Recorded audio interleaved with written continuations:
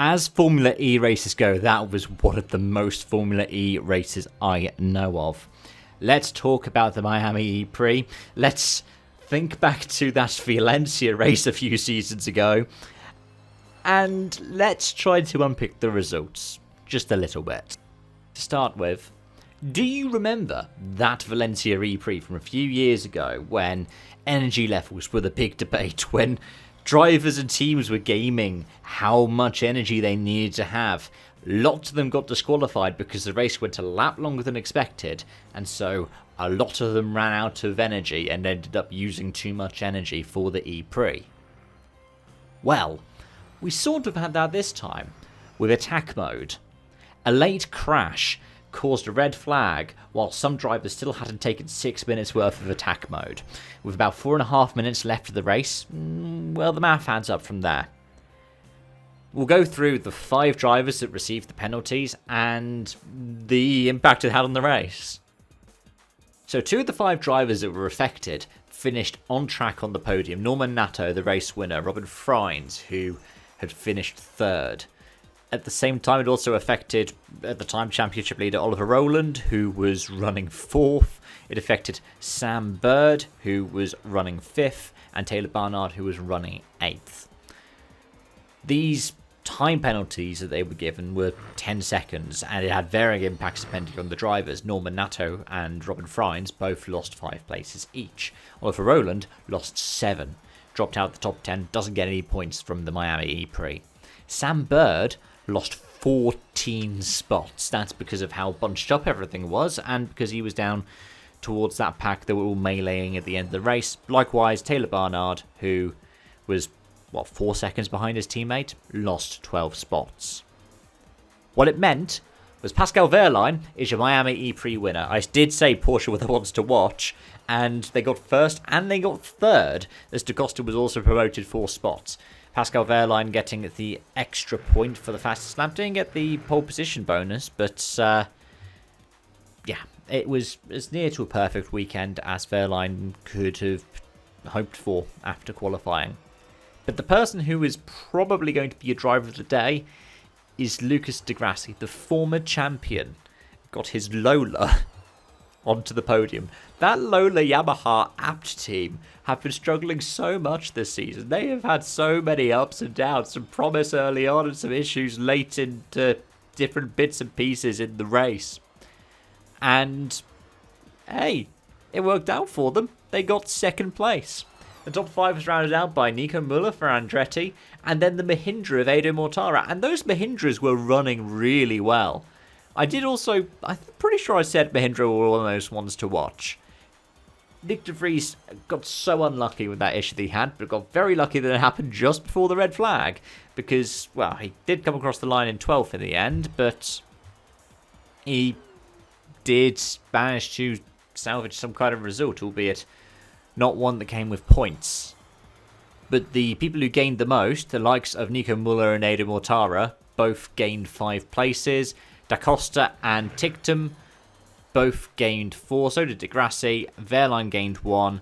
Dennis Maloney gained 3, and that was despite the fact that Maloney himself got a penalty for failing to stop when he took the shortcut at the chicane.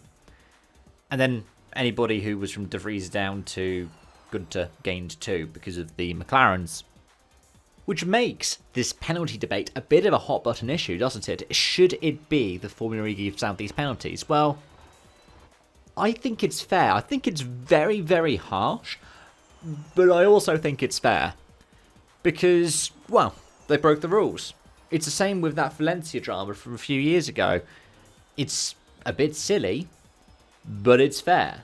The only thing is, it's probably going to overshadow what was altogether a pretty good race. Like, Homestead was a surprisingly good venue. I'm sort of against Formula E deciding they're going to do more ePrix on purpose-built tracks, and more in favour of them doing things in towns and cities. I feel like that is the appeal of Formula E. But the Gen 3, and especially the Gen 3 Evo, lend themselves more and more to being circuit races. Ricardo Tormo was an amazing venue. Misano was quite a good venue last year as well. I'm not too sure about Shanghai. I didn't really like Jeddah.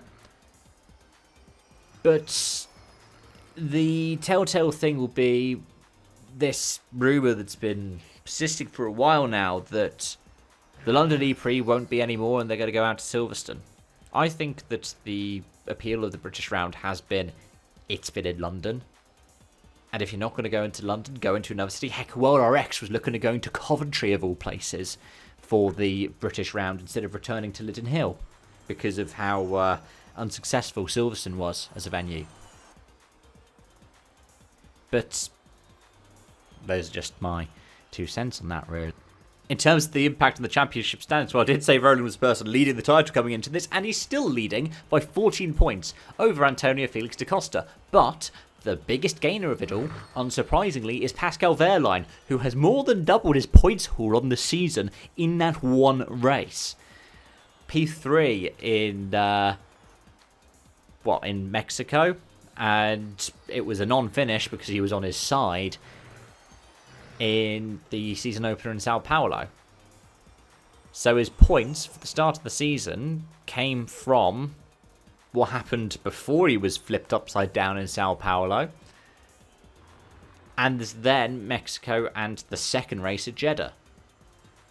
So this is the most Formula E thing as well, that Pascal Wehrlein, who has had a real up and down season, gets a win, doubles his points haul, and jumps up to 3rd in the championship. Taylor Barnard falls down to 4th because although he had great form with a 3rd and a 2nd with pole position in the second Jeddah race, P20 really didn't help his cause there. Likewise, Max Günther drops down to 5th place. Jake Hughes to 6th. Jake Dennis climbs up a little bit to 7th, and Ida Mortara is up to 8th. But Hughes, Dennis, Mortara, it all goes down to count back to the fact that Hughes got a podium in that second Jeddah race. Only 1 point behind them is John-Eric Verne, 1 point behind him is Mitch Evans, and 1 point behind him is Nick De Vries, who is only 6 points clear in P12 of Lucas Di Grassi, his first points haul of the season. His first points of the season, and he jumps from 21st place or 20th place, I think, because Zane Maloney has also scored his first point of the season. First points hauls for Yamaha, or Lola Yamaha Apt. And yeah, there you go. Di Grassi up to 12th. What it does mean, though, is in the team standings, Porsche jump Nissan 30 points more than Nissan in this race. And Nissan, I think, was it something like that? It was some ridiculous number, like something like that 50th pole position as the Edam squad that started off life as Renault and was run by Alain Prost. The advantage has been all but wiped out. Well, it's been entirely wiped out, and then some. A 30-point swing puts Porsche 26 points ahead. McLaren is still in 3rd, though, on 67 points. And then Penske, with a non-score as well, are on 63 and in 4th place. Mahindra are in 5th on 51. But Lola, obviously, scoring their first points, jump up 2 spots. They jump up ahead of Envision and ahead of Cupra. Good job. Fair play to them.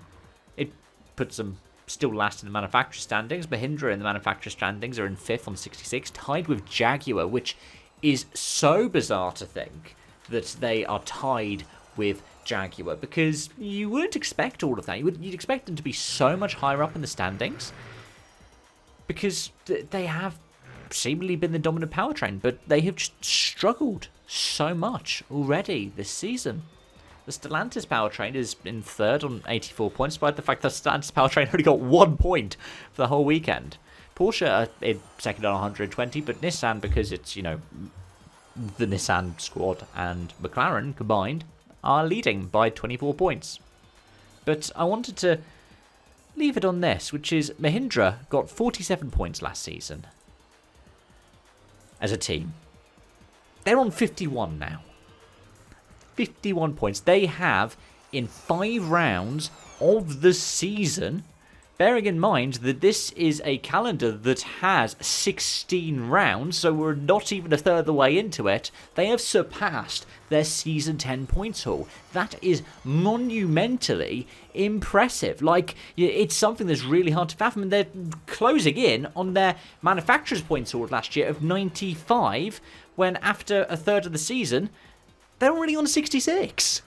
Anyways, I'm going to go off and I'm going to have a look at how the points stack up, and also how my preseason predictions stack up with my Kiro versus ERT and my Mahindra Season 11 versus Season 10. Thanks for watching. Until next time, it's bye for now.